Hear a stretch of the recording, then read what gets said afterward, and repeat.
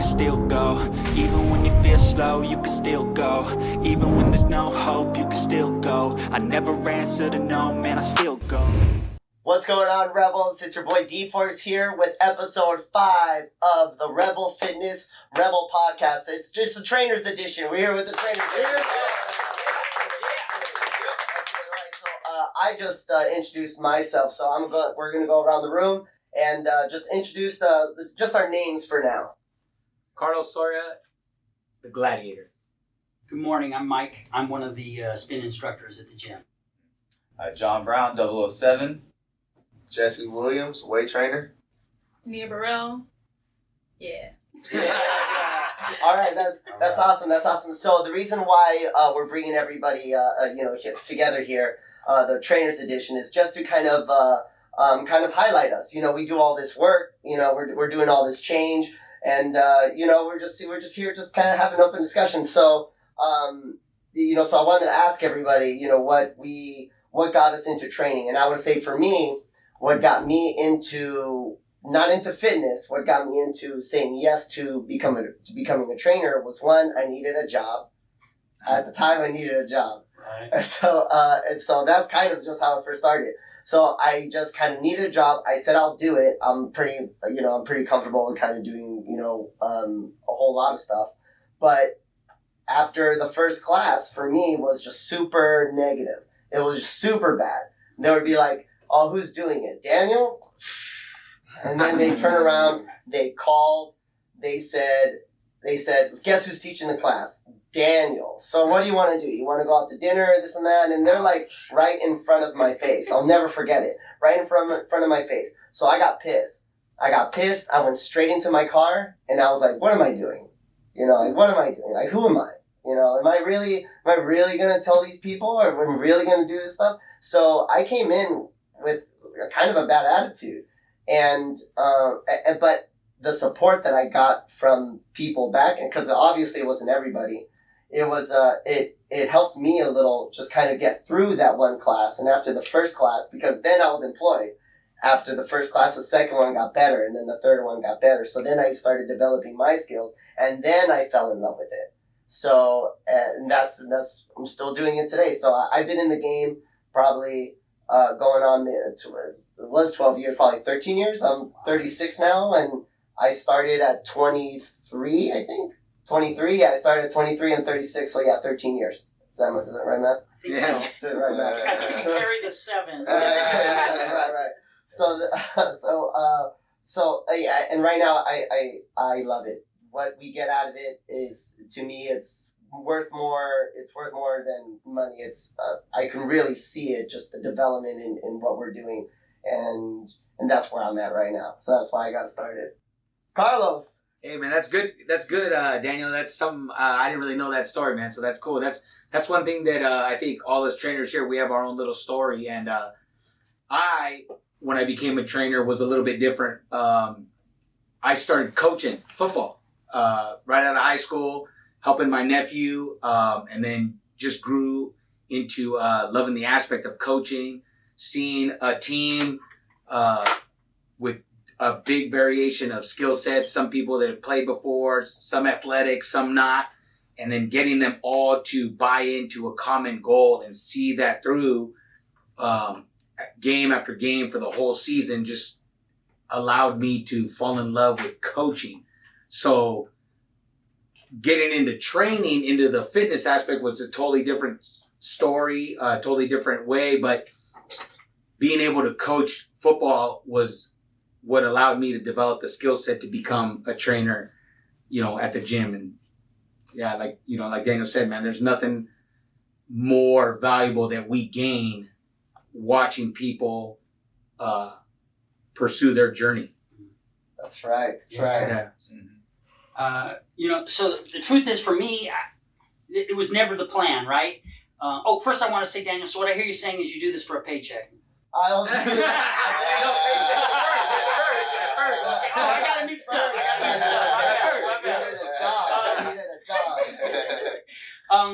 For me, it was not the plan. I've trained with these three for years and years and years, and they really changed my life and my fitness journey and the way I really approach my life. and Vanessa and the other owners and Daniel came up with a concept where they wanted to open up an opportunity to teach a spin class to the members of the gym. And I really love spin. There's a particular way I like to ride, and I had searched for that, and I had found it nowhere. It didn't exist anymore. It was something that was done a long time ago, and nobody else was doing it. So I said, hey, can I try this? And they supported me. They said, Mike, go do it. Let's see. And the feedback I got was amazing. And now it's like I feel this obligation to carry on what these three taught me, right? That idea that I think my limit, both emotionally and physically, is somewhere here, or maybe it's here. But the truth is, it's somewhere well beyond that, and it's nebulous, right? Like on one day, it might be much, much higher than that. Another day, it might just be right there. But these guys taught me that that's the way you want to train. That's where you're going to get the most reward from it, and that satisfaction, that feeling afterwards, well, man, I kicked ass today. Everything else I'm going to do today is easier than that. So I own the rest of this day. And so I owe you guys for that and the opportunity. Thank you. It's all about that, finding that limit and pushing past it, no, creating new limits. Right. You know. Mm-hmm. So. Exactly, sir. Yeah. So what got you into training? So, a little bit of a backstory for me, John Brown here, 007. The interest and the desire for training actually stems from a long time ago, back in high school and into college. Coming out of high school, going into college, I went to college to pursue a baseball career. And with that, you got to pick a major. So I was already developed into the fitness and athletic portion of it. So I was a major in kinesiology going into college. Wow. Now, didn't work out so well for me at one point in time because of certain aspects and things in my life went awry. And I chose to go down somewhat darker paths for a while there in my life. But I got to a point after a certain amount of years where I just didn't like myself, didn't like who I was becoming. I started, gaining a bunch of weight, doing all this stuff, but like my whole life, I was an athlete. I always played football, played baseball, ran track. And I came across actually another trainer that we all know that, is no longer in California, which is Dave Roberts. Shout out Dave Roberts. Most Shout out fit. Dave That's Roberts. right, most fit. Most fit is... Who is actually a really good friend of mine and has been for years. We played softball together. And he told me about a gym that he was going to that we all were a part of at one point in time. And I ended up coming to that gym to do a challenge. Yeah. Within that 3-month challenge, I was able to do something that I didn't know I could. I pushed my body to limits. So basically I started, at, 220 pounds, and within that 3-month period, I had dropped 50 pounds, gained 15 pounds of muscle, went from 24% body fat to 7% body fat. Sir. Hence where the name 007 comes from. And at the end of that 3-month challenge is where that click just came into my mind. And someone put it in my mind, D-Force and one of the other trainers at the place put it in my mind of hey man, you could be a trainer. And I'm like, that was always something in the back of my mind early on in life that I felt that was a desire of mine. And that's when it just all came together. And it was, and my brain just re-navigated itself back to fitness and health and athleticism. Because that's where I stem from. Mm-hmm. It's funny how life gets the better of you sometimes, and you just veer off, as Mike knows. And just being around the gym culture and coming back to it is what re-centered me. Uh-huh. You know what I'm saying? And then obviously going through personal training certifications and doing all this stuff. And then, I did at first, like you, I didn't have that natural knack to be in front of a large group of people, instructing them, telling them what to do. And I had to ease my way into it. And there were trainers like yourself, Carlos, Dave Roberts, Mike Kruger are all the mentors that I had coming into it. And once I got that comfortability level and getting into it, it was just like a natural ball. Let's just roll with this, And I've always been a high energy type of person, as you guys know. I'm always very outgoing. So it is so The motor's running, brother. the motor runs high. Everyone knows me in the middle of my classes. I'll just woo, just melt down. So yeah, it was just something that I fell in love with, because I love just seeing the people. Because I went through a certain transformation of myself, and I love giving that back. It's like you're paying it forward, Right. So you're taking that knowledge that you gained, you're giving it to other people, and that's just where it's just a natural. It just feels right to me. So that's what made me come into training and want to do it. It's like there's old desires that I was able to come back to and tap into. Came back home. Yeah. Yes, there we go. Mr. JW. Well, for me, it kind of like Coach Carlos, just happened by accident.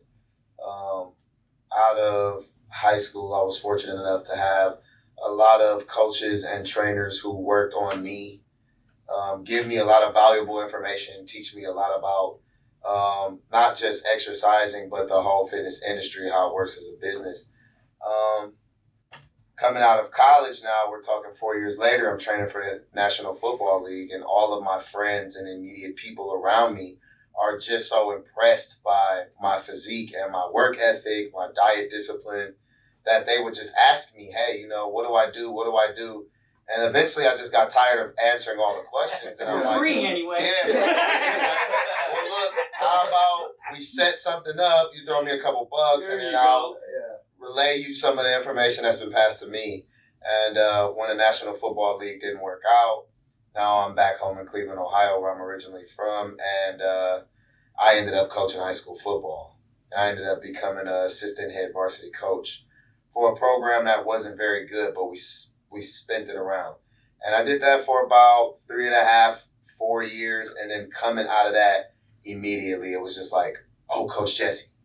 And then it was like, okay, well, now instead of just having my friends and immediate family ask me, I have random strangers saying, hey, I heard about you. I heard about your style of training. Can you train me? And it was like, well, guess I'm a trainer now. So I went and got certified, and the rest was history. And it just kept me in it because just like everybody else expressed, the results that you get to see from the effort you put into other people, the effort they give back to you, and then seeing the transformation, no better feeling. That's good. That's No better good. feeling. Just Nia. Save the best for last. There you go. So long story short, for me, I've always been, I love to help people. Like, that's a passion. I went to college out in Kansas, middle of America, go Coyotes. I originally went there. I got a scholarship to play soccer. I was always, in the gym, on the field. I ran track in high school. Never do it again. Don't run. And originally went there for nursing.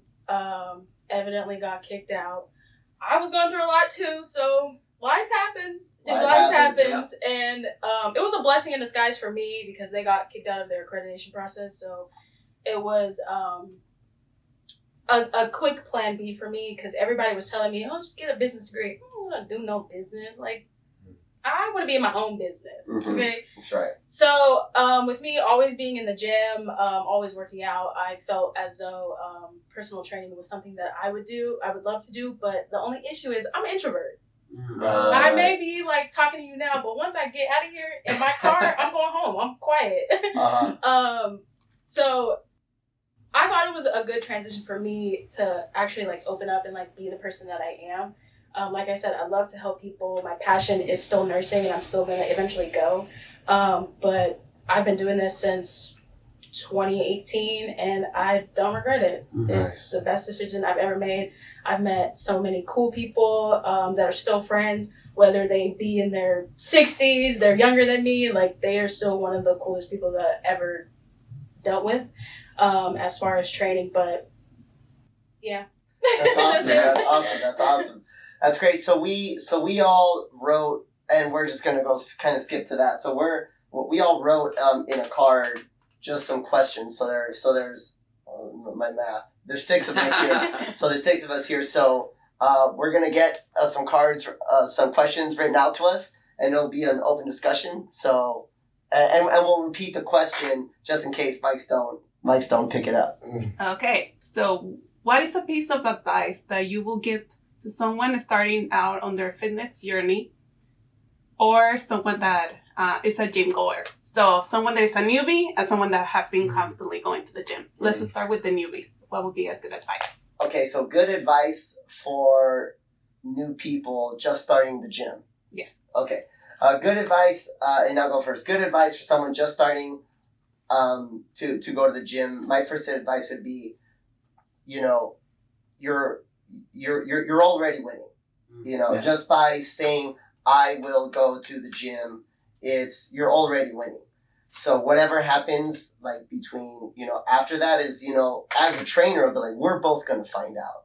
We're both gonna find out like our limitations. But now that I know that you're gonna be there, I expect you there, type of thing. Because it's like that's the hardest thing. The maybe I don't know or I have this going on and all that stuff. And I'm at the point where I'm like, okay, yeah, I mean, I can't motivate someone that doesn't want to be there. But if they want to be there and they say, I'm going to this gym, I'm new, I would just be like, we're on the right foot.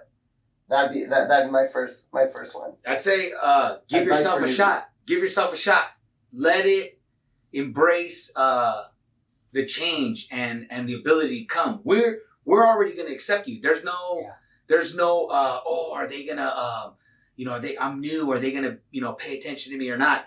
That's already gonna happen when you walk through the door. It's give yourself a shot. Come back that second time, third time, fourth time. Don't be I'm only gonna try this one time. No, embrace coming back, trying the different trainers. Don't just I'm only gonna come just for a little bit. No, just come in and allow yourself to be great. Yes, that's good. Yes. Good. I think I really have 2 things. The first is just show up. Right? Like, just show up. You don't, especially at the beginning, you don't want to show up. My first class ever training with these guys was Daniel, and it was horrible. It was horrible. But I kept showing up, right? And I would say the other thing is don't measure yourself against the other people in the gym. Measure yourself against your effort, right? Yeah, you're never going to be somebody else. Right? Never. No. Never. Right? And it's not, especially in this culture that we have, that's never a thing, right? It's about, are you challenging yourself today, right now? And whatever that looks like. And if you're doing that, you're destroying it. You're killing it. And then, like I said, and show up. Mm-hmm. I think for me, what I would have to say is just keep an open mind. I think a lot of times people come in to the gym with a certain expectation of this is how I want to train, or this is how I want to do. And you never know. Like, a lot of people come in thinking, I want to train like this, but they fall in love with a certain different aspect of training. Yeah. Like Mike maybe didn't know that he was gonna love spin as much as he does. I hated it at the beginning. So that's where that piece of advice for newcomers is don't be closed-minded. Just keep an open mind, because you never know what you're gonna fall in love with, and you never know what your body is going to react to in what type of training is best for your personal physique. Right. So, I would probably have to say I would think the most important thing for newbies, and I'm gonna get in close. The first part is always the hardest part. Don't quit. It's been researched that small businesses or starter businesses fail within the first 2 years. You got 2 years to make it. Either you're going to make it to 2 years and you'll make it forever, or you're going to fail in 2 years. The gym is the same way. If you're a newcomer to the gym, the first part is always the hardest. You have to go through what's called an acclimation phase, which is basically just getting used to.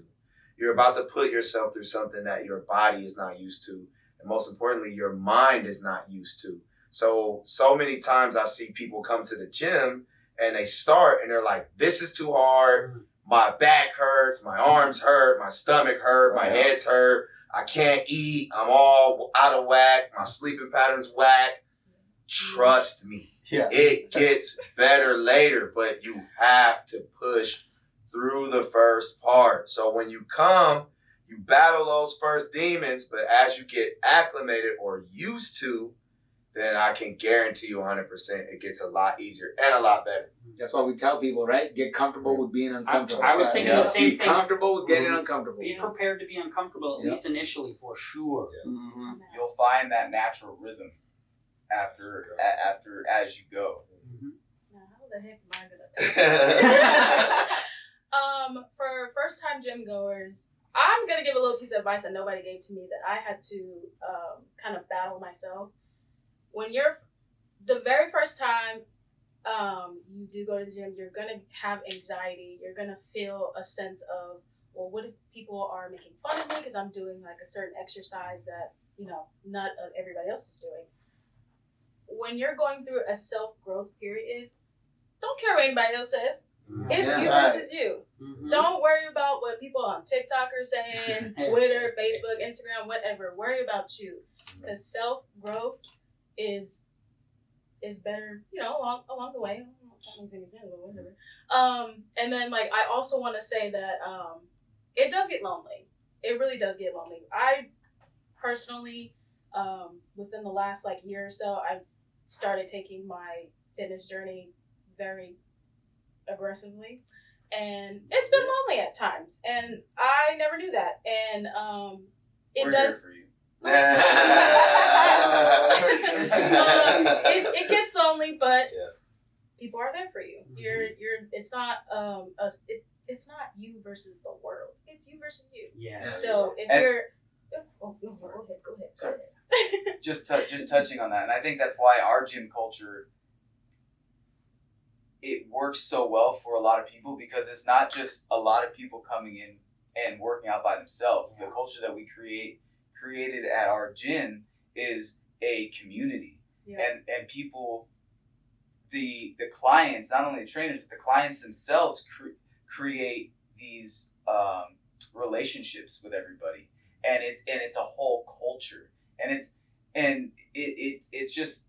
a little different than, say, you're going by yourself into a mainstream gym like at 24 Hour Fitness or LA Fitness, or something, which we all still go to, obviously, if we want to get a workout in. But I feel like that's what's different about the Rebel Fitness and what we have going on, is because everyone comes in, it's a community, and everyone thrives off of each other, not just the trainers. Right. So Yeah, I'm inspired by the members as much as I am you Oh, yeah, guys. of course, No sure, of question. course. I look over and I'm done, right? Like I'm like, okay, I'm leaving. This is it. I can't do any more today. And I look over and there's another gym member just smashing it, and I'm inspired by them and by that, and admire that. I'm like, okay, they're still going. I got to keep going, right? And then and on another day, it's the opposite. Maybe they want to walk out and they're looking to me, and so I feel both that inspiration as well as that obligation, right? Yeah, absolutely. Inspiration and obligation, I like that. With that said, what do you think you can help the members to stay motivated?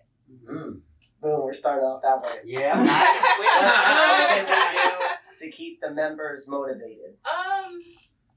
Our members, rebels. I would say obviously like keep the like energy up, like crack jokes, have fun, dance around if you want to. Like working out shouldn't be like a job. I'm gonna be real with you. I hate working. I hate going to work. Every time I gotta work at him, I'm just like, I gotta do a 12-hour shift. But like when I come to the gym, I'm just like, this is my safe haven. Like this is my happiness.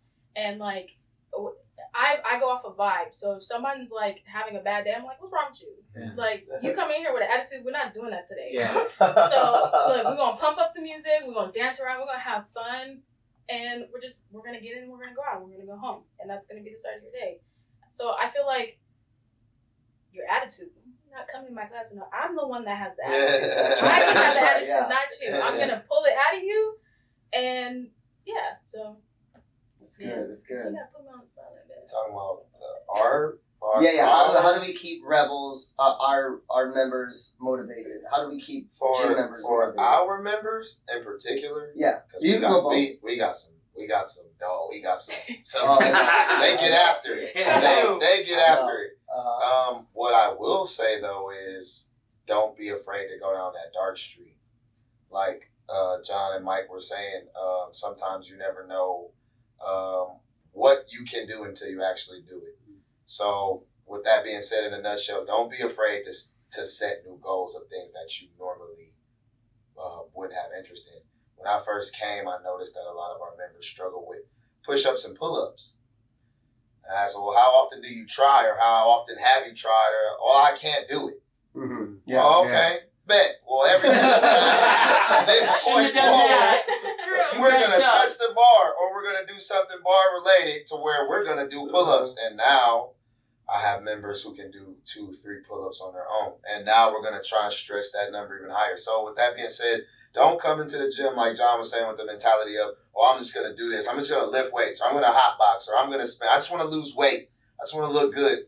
All right, well, what happens when you complete that? Now you're complacent, you're stagnant. No, go ahead and look at something and say, well, I can't do that. Well, instead of saying I can't do it, say, well, I'm going to start working. How do I get Yeah, there? so starts, never get complacent, always set new goals. When you knock those down, go for some other ones. I think Nice. I think Carlos has a story with those pull up thing. Yeah, he does. For me, I would say one thing that helps keep a lot of members motivated is kind of like maybe a different way of looking at it is setting yourself a schedule, because not everyone's on the same schedule. Not everyone can make it to the gym at 5:15 in the afternoon. Not everyone can do 4:45 in the morning. But setting or finding that specific time of day, or maybe it's not the same day every week, or whatever. Just putting a schedule together that works for you and around everything else. We all have things that we do outside. Like every single one of these trainers in this room has a primary career other than training. Like myself, I've been a welder fabricator for 18 years, but I have to work around that and having children and everything else. So like it just like everyone else, everyone has other things in their daily life that goes on. But setting a schedule that works for you to like, hey, I'm gonna go Monday, I'm gonna go Wednesday, and I'm gonna go Friday, and having that on paper or something, maybe not even on paper. If you're more of a mental person, you just have in your head, hey, I'm going to go these set days, and those are my times that I can go and do it. You know, that as long as you plan it out ahead of time, that's going to give you that motivation, like, oh, I can do this, you know, because a lot of people seem to think, I just don't have the time. That's true. Which is, I'm going to say it, I feel it's a cop-out.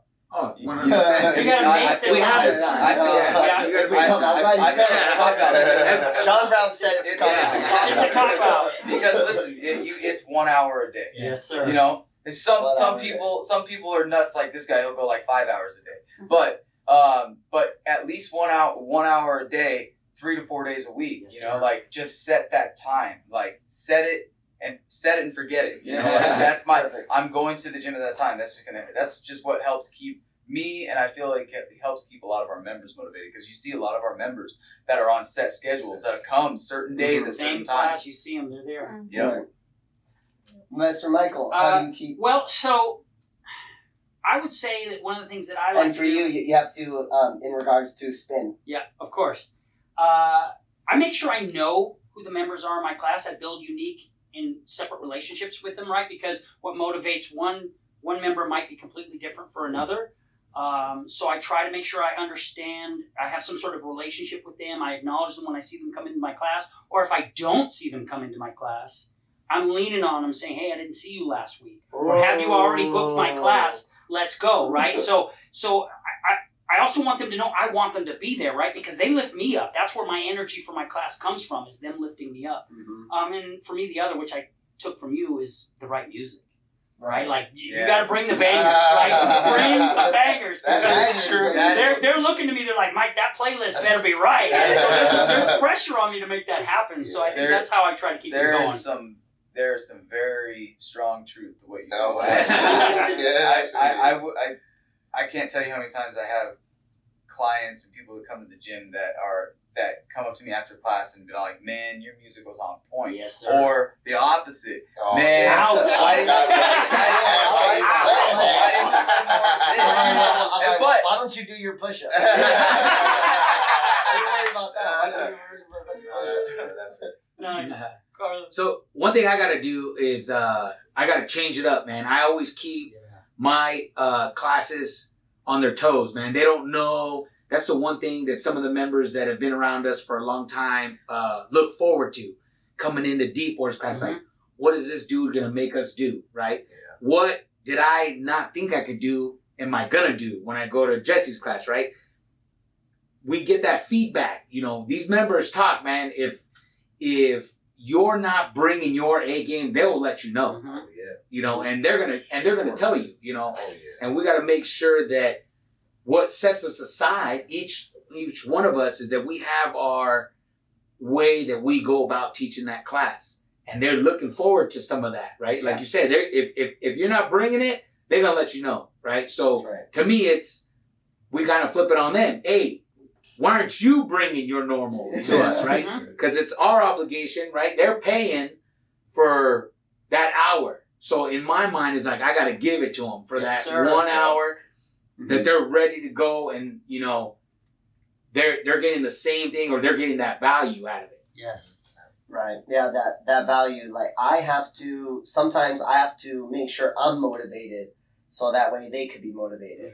And when I'm not motivated, I'm trying to get into their ear. And when I say trying is just, sometimes it's like, oh, I want to be inspirational, but how do I be that while I'm teaching class? So for the morning class, that's why I'm there early, and I'm there earlier, and I get pumped up, so they know when they come in, like, oh, Daniel's pumped up, or they know that oh, you know, D-Force is there, he's starting, he's getting warmed up. I already know he's gonna. He's be on there. one. God forbid he's pissed. Yeah,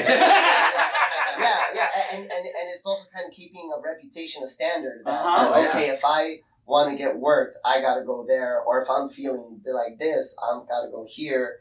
And so it is hard to keep someone motivated all the time. So lately, I've been trying to kind of restructure, like, my wording as far as, you know, more discipline. We don't want to, but we have to. Like, we're here. We're not sleeping. Let them sleep. We're too busy working. We gotta work. We gotta get this work. We have to do it. We have to.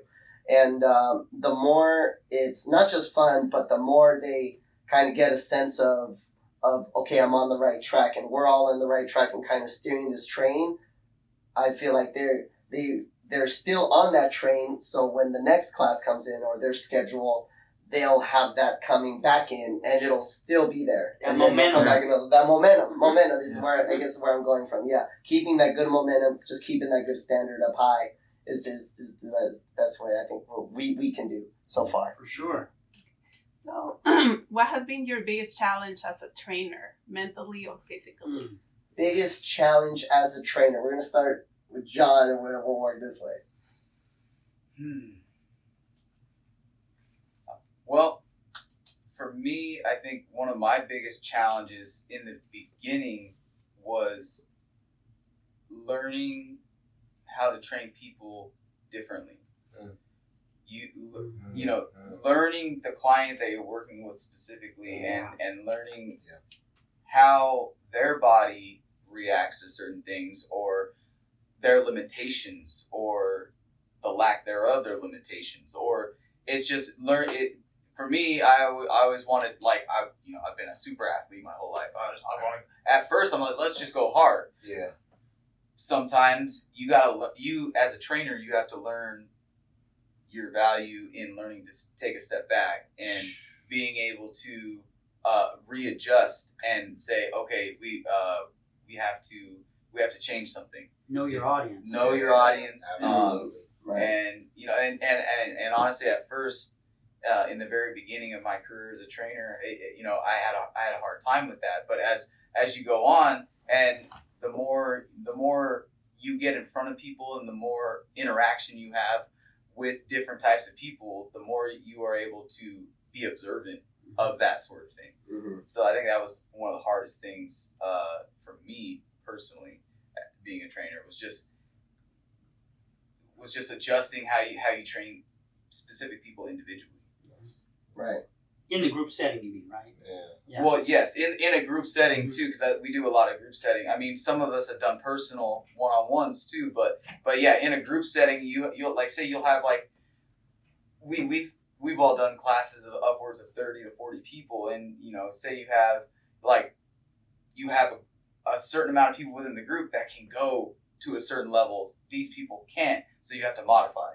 Mhm. And you have to on the spot be able to like, okay, if you can't do this, let's modify, let's do this, and because if you don't, then those people that can't do those certain things are just going to get super discouraged. They're going to get discouraged, and that they can't do that, so they're going to go back into their shell, And they're climbing, absolutely. and that's where you need to learn to do what you can with your audience. Mhm. For me personally, I know any of the rebels watching this are gonna laugh when I say this. But for me, it's kind of incorporating fun into my training style, because just like it's almost like a 'cause you way combination. too serious. Yeah, it's almost like a combination between what Nia said and what John said. Knowing how to train different people and their different limitations, and then also understanding that it's not work.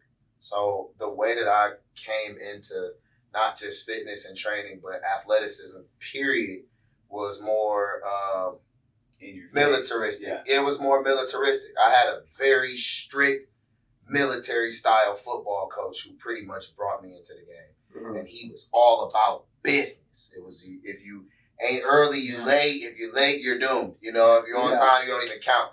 He was all about it. I didn't say finish at the line, I said finish through the line or it don't count. The coaches who groomed me were very, very strict and serious. So naturally, I adapted that as my teaching style. Mhm. Whereas as I started getting into training, you have to realize, just like what John was saying, certain people are receptive to different things. So here I am at Rebel, I got youth camp, I got kids 6 years old Right. in the gym. And then I got clients that are upper in age. I won't throw numbers out there, but we have clients who are older, and it's like, okay, how do I balance out obviously incorporating getting the work done so that we can see the we want to produce, we want to see the effects of working out, but we also want to have fun. We don't want to come in here, I just had a long shift, I got the kids, car broke down, now I gotta come in here and he's screaming and yelling up. Yeah. So for me, it's like I had to learn how to push and motivate and inspire, but also make it enjoyable, Mhm. because that's very important when you're a trainer. Not everybody is receptive to just drilling people. Not everybody is cool with just being lax and laughing too much. Some people are like, okay, hey, look, I don't want that long of a break. Tighten up, let's go. I'm ready for the next set. Right. So finding that balance between get it done and let's have fun. Right. Get it done. Let's have fun. Yeah. I think for me the most challenging thing was obviously like you have to know your crowd. Because if I can do it, why can't you do it? Yeah. Like I got pain too. My knees are prehistoric. So is my back. But if I can do it, why can't you do it? So I feel like right now, I don't have anything else. But I feel as though like, as what John said, like, yeah, you really have to understand your crowd. You gotta have fun. Just do the dog thing and then go home. Yeah. That's what the vibe is. But that's all I got. Right. Yeah. The hardest thing I think for me being a trainer is a combination of what Jesse said in our last question. The thing about being strict, like I have to be strict within myself, so I have to be early, not on time.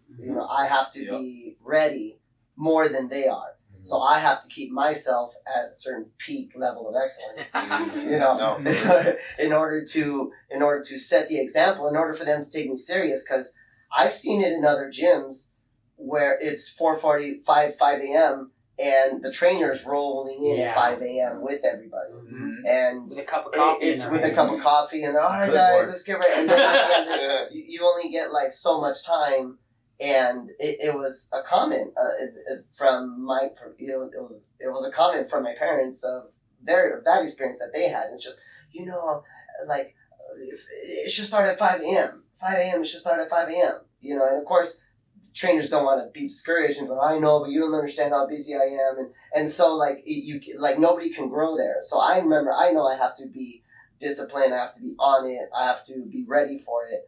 And that's just also like the battle within myself and with that, keeping them motivated. Because how can I keep myself motivated and keep them motivated? Like, there's all this motivation going around. I don't know, like, even if you're doing it right, or if you even are, and you don't want to lose it, do you have it, do you lose it? So it's just that sense that, I can get rid of that kind of by training myself, by training them. So it's just kind of goes, so a strong body, a strong mind, and that'd be the best way. I think to touch on that a little bit, I think sometimes even the clients and don't really realize that us as trainers, we still have to get motivated in order to motivate. Right. Like it's not like it comes like that to all of us. Like we get up like everybody else in the morning at 4 a.m. Like, man, I don't want to go. Mm-hmm. But that's just it. We as trainers, or at least myself personally, in my experience, as soon as I start feeling that way, I'm like, no, get up and go. And it's just a mindset that you have learned over time to get into. So, and I think that's just touching on that a little. Sorry. Cool. No, that's cool. You got it. One of the tough parts I feel right now is we're going through a transition, right? We've had a gym before that we had a certain type of classes and a certain style that we had, which was go, go, go, go, go, go, go, go, go, go, go, go, go, go, right? Which all of us as trainers know that that's some way of getting a transformation, but we also, now I want to slow people down and realize that you could be a lot more effective slower. Like when we start doing weights, we don't need to go quick and fast. We want to build, putting on that weight, the more, and I mean weight by like more weight on reps, not weight on yourself, is that you can be stronger going slower. You can get that efficiency by slowing down. But sometimes getting people that are used to that go, go, go, they feel like, oh, I'm not getting the same workout, right? Right. These guys are going slow. I look, I'm not even bringing the sweat. But then the next day, they're like, damn, I can't move. What happened? What did we do yesterday? Yeah. Oh, right. So I find that a little bit tougher now, getting bad habits, changed from the complacency of the members or that certain style that they're used to, and getting them to go outside that box. So it's like, okay, now you're here. You've been coming here. Why aren't you changing? We got to change your mindset again, right? So transitioning that for those people that have been coming, right? Yeah. So what I hear you saying is it's convincing them that it's quality over quantity. Exactly. sometimes. Yeah. Oh, yeah. Exactly. Right. Right. So I would say the biggest challenge for me is, and I feel like this is unique, and I don't know because I haven't done the types of training that you guys do. My setting is exactly the same every week, right? I can't go from the hot room and then come downstairs or back and forth. My setting is exactly the same. We're going to be using the same devices. The room is the same, and so the only thing that keeps it fresh is me. Right. Right. So that pressure to make sure that I've got something that's going to continue to keep them engaged, because I feel like, and I know this is true. You better bring a mic. You better bring and they come to me with that, right? But I mean, the truth is, I put way more pressure on myself for that than they do. But that's really a challenge for me. There are times when I'm on my way to the gym, and I'll be honest with you, I'm still putting it together in my head, right? And I'm like, We've all been there. Yeah. So, and they want it, and they expect it, and most importantly, I want to deliver it. Yeah. So it's that fine. Okay, how am I going to make it different? What can I do? For me, it's not just physical, right? There's the music aspect. There's the are we working more on are we focused on more on cardio today? Do I want to make them stronger? But how do I keep them engaged? What am I going to do to give them also some sort of emotional experience, right? That I'm lifting them up and then bringing them down and then lifting them back up again, so that they feel great when they leave. Is tough, right? Like I haven't been doing it as long as you guys, but it's tough, man. I feel it. You know what's funny is what you just said. I never really thought about it, and you just put a whole different level of respect on yourself and spin trainers that I never really looked at. Like, wow, I never thought of it like that. Like, man, because you're right. You don't have a different setting. You know, like you may throw like tires. You may throw a weight in there or something. Like, get off the bike. Let's do some weights real quick. Let's get back on the bike. Yep. But like all of us, like we have the hot room. We can go outside. We can go down in the main room. We can lift weights. We can do bands. Stations. We do station. And I just be honest, between me and you just threw a whole another level of respect from me to you for that. Like so. It just made me think of something that Carlos does a lot with the carts. It just dawned on me. I got to figure out a way to incorporate that into spin class because I love that. And I have no idea what's coming, and in some ways, Carlos has no idea what's coming. Right? He's like, whack. Okay, here we go. Face card. Face card. 10 reps. They think I'm stacking the deck. So we got a lightning round of questions. So we'll go through them quick, but we'll start here, and then we'll go counterclockwise. So favorite exercise. My favorite exercise, my normal go-to is a squat, curl, and press. That's my go-to. When I don't know what to do, boom, squat, curl, and press. Back squat. Back squat. Yeah. That's your go-to. Cool. Yeah. Bam. Bench press on top. Bench press, that's cool. You never get enough. Get swole. Favorite exercise, hands down, pull-ups. Love pull-ups all day long. Love some pull-ups. So if I'm with you guys, it's boxing for me. But in my class on a bike, it's a heavy hill climb for sure. Heavy hill. Burpees, baby. Burpees. Sheridan. He had to. Hate those. Best accomplishment, most proud of. I'll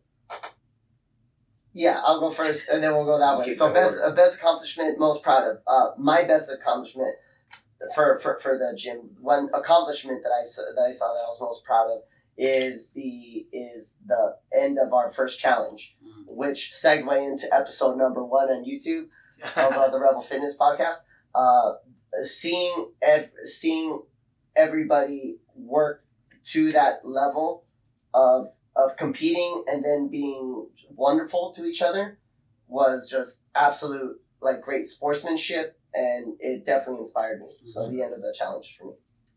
I guess for me is getting out of my shell. Yeah, that's a good accomplishment. Yeah. For me, it's every workout completed, because I know if ever you working out with me or you're being trained by me, you got better. And I'll take that day by day. I don't care about the end result. I'll take the day by day result. So that's for me biggest accomplishment. Every workout we complete. For me, I think my biggest accomplishment in the gym aspect is just gaining the respect of others. Is people taking me seriously at one point in time in my life, and just not to get too deep, no one took me seriously, because I was a cub at the time, and so I think just being the person that people look up to and actually take seriously and take real advice from is one of my biggest accomplishments. So not just in the gym, but in life in general. Specifically to the gym, I would say that I'm now your peer, right? That I'm that as a member for so many years, having worked so hard with you guys, that this opportunity sort of came my way, becoming certified as a spin instructor, and now I get to sit with you guys and find ways to reach the members much the way you did, or to have a member come to me and say, "That's what I needed today, Mike. Thank you so much." Yeah. Right? That's amazing. Mm-hmm. Yeah, it's got to be one of the best accomplishments, being a trainer, right? Yeah. All of us here were members at one point. We were in their shoes. We walked through those doors, went through that journey, and now being at the front and having others, you know, help them through their path. You know, not everybody wants to be a trainer, but we're there to give it back to them. Say, hey, you know what? We've been there. Yeah. A lot of times you go to these members, you don't know, or these other gyms, you don't know those guys. They don't know you. They're collecting a paycheck, right? Yeah. They started out like Daniel in the beginning. Yeah. So here we molded them into a different. Yeah, I was next Right? to you. And now they became the greatest ever, right? Yeah. So, giving back, that's one of the best accomplishments, man. Yeah. And seeing those people come back and loving that they want you to train them. Mhm. That's something you can't, get anywhere. You can't go buy that off the shelf that have these, classes full of people looking for our leadership, our motivation, our inspiration to help them. You know, that says a lot, man. Yeah. That's good.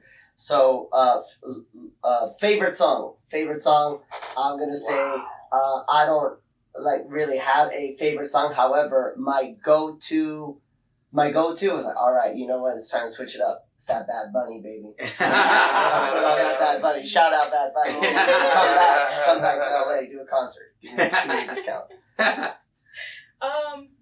I don't really have a favorite song right now. Oh, I'm lying. I do. Right now, it's Don't Judge Me. Too late. It's Be Alright by Trina and Ludacris. Ooh. Tread lightly. Tread lightly. Nice. I'm gonna go with a forever classic. Archie Everso, We Ready. Used to play that before. Be ready. We played that before every football game since I was, 8, 9 You years just brought me old. back to remember the Yeah, Titans. So it's like Archie Everso, We Ready, hands down. It's my go-to every time. Man, I'm a product of the 90s, so yeah, so I'm I brought up in the 90s, so I would have to say it's one of my all-time favorite songs is Eve 6 would be man, I can't even think of the name of it. No. Inside Out. Oh. Inside Out. Okay. That's not what I thought he was going to say. That's a great song. I That's mean, a great song. one of my other go-tos is Butterfly. There we go. Crazy. Yeah. There we go. You're my butterfly. Yeah. It's a good beat. It gets everyone going, I'll call you my butterfly. So I hope this isn't a cop-out, but one of the things I really work hard to do in my class is not go to the same music. I work really hard to make sure it's a different collection of songs every time. But something that I think is really cool, that is one of my favorite things to do, is I try and introduce a lot of the people in my classes are younger than I am, so I try and introduce them to music they probably haven't heard before. So every class opens with an oldie, right? Something from the 50s, the 60s, the 70s. It's kind of, and that's when we stretch, when we warm up, and I start to get their legs loose. And of course, if I really need to, it's 90s hip hop, it's Tupac, it's Dr. Dre, right? Because everybody jumps in on that. They all love that. So if I need to fill something, or I want to raise them up and get their emotions in, that's probably what I would go to. Nice, cool, interesting. For me, I can't say I have a favorite song because we do so much What's the different Sally stuff. song, Carlos? There's a lot of different things. The Sally song. There's a lot of different things that, it depends. Like if we're getting pumped up, we're slowing them in, easing into them. We have, I don't know, I have an array of music depending on what we're doing. If we want to slowly get them pumped up, if we're doing weights and we don't want to go as fast, if we're boxing, we all have those go-to songs. Eminem, Lose Yourself, man. That's always, that gets a crowd favorite. I was gonna say Eminem Yeah, is at the so top of the there's list. there's different ones though, but come to class and you'll find out. There you go. That's good. Nice. So we're going to kind of start wrapping up with just, let's say, our final thoughts or our final, let's say, words to our rebels, to our members. So, and it's just all in general, from what we see now, from what we've seen before, and what we want to see in the future. For me, so for the final words from D-Force, it's now that we're changing seasons, and we're not just changing seasons, is that we're in a different just time in the world. Things are getting a lot more tighter. It's getting harder to go outside and we've been locked down for a little while, I've seen this weird self-shame thing go on where they're self-shaming themselves that I don't want to go, or I'm not used to be, I can't do that anymore, and it's just absolute bogus. Yeah. To me, it's a cop-out. It's a cop-out. Call it is, John. It is, because it's like, okay, well, when you want it, we'll be here, or anything will be here. It's just, and so it has to be valuable to you, your fitness or your goal, or if you just want to feel good, you just want to be a good person, it has to be valuable enough for you to just step outside and go anywhere. It doesn't have to be Rebel Fitness. You could be anywhere and just say, I'm going to make a change, which is where the Rebel Fitness kind of comes from, is what are you rebelling against? And I'm rebelling against being lazy. I'm rebelling against taking a step backwards. I want to push myself to take steps forwards, push myself to get out of my comfort zone. And so it is what I want for the rest of you is the same thing. Don't be afraid to be great, man. Don't be afraid to be great. Everybody has those tools. We're here to help you use them. You have the tools already. Don't be afraid to let us open that toolbox for you and show you how to make yourself the best version of you. Right. Yes, sir. Gosh, I mean, I want to see you Monday, 6:30. I'm calling you out right now. Yeah. And listen, I'll return the favor. 6 o'clock at the gym is tough for me, but I'll come up and do the same. For me, what I get to do with the members is a therapy. And what am I rebelling against? It's the space between my ears, right? Where I can't, or I'm too tired, or I'm too old, or my shoulder hurts, or whatever it is, and still stepping up, still finding a way to show up and do that, and then give that to the members, and then they do that for me, right? Like they come and they bring that crazy energy, and we're killing it in there, and I just feel like, wow, I come out of there feeling amazing, and it's a lot cheaper than a therapist, quite honestly.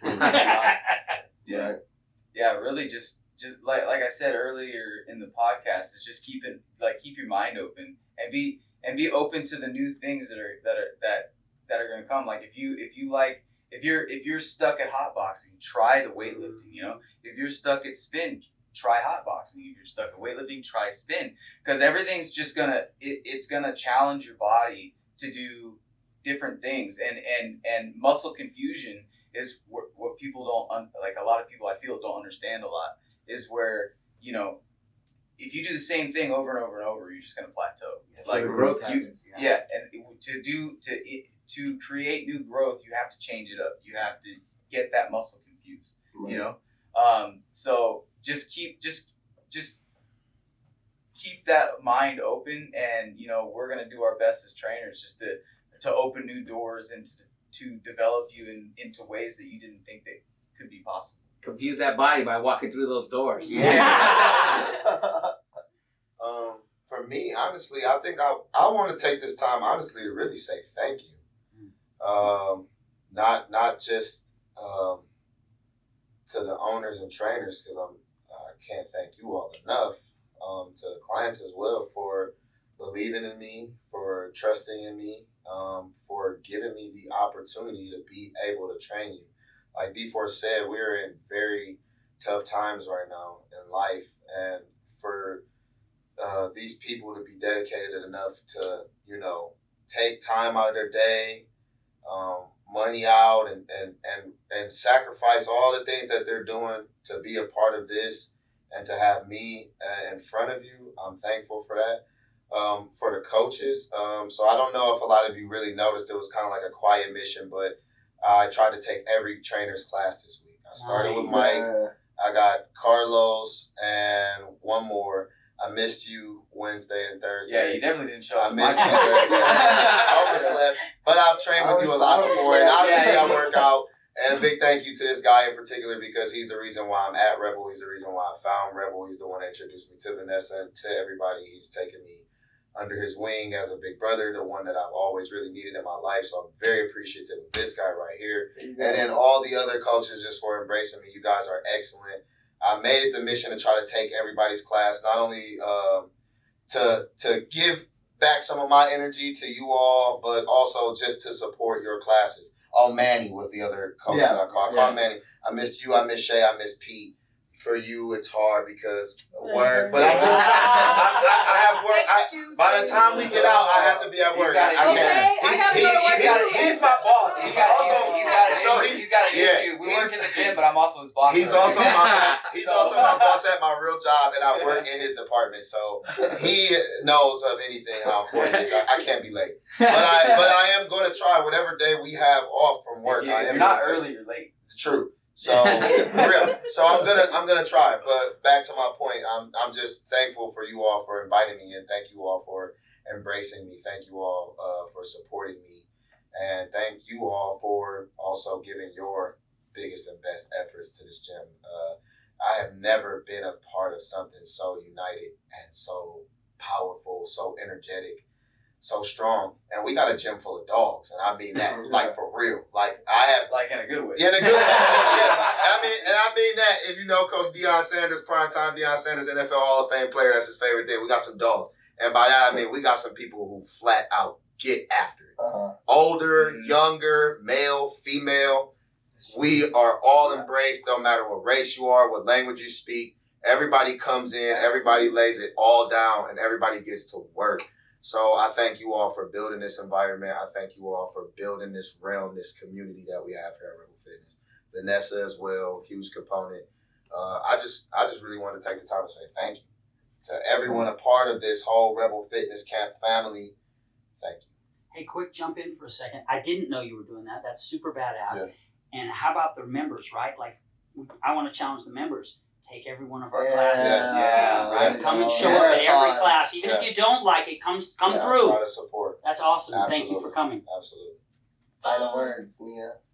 I hate to be that gal, but what was the question? What is your final words? This is your spot.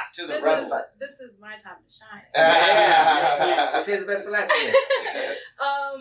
I would like to say to my fellow rebel homies, my gal pals and my doodads, don't give up on yourself.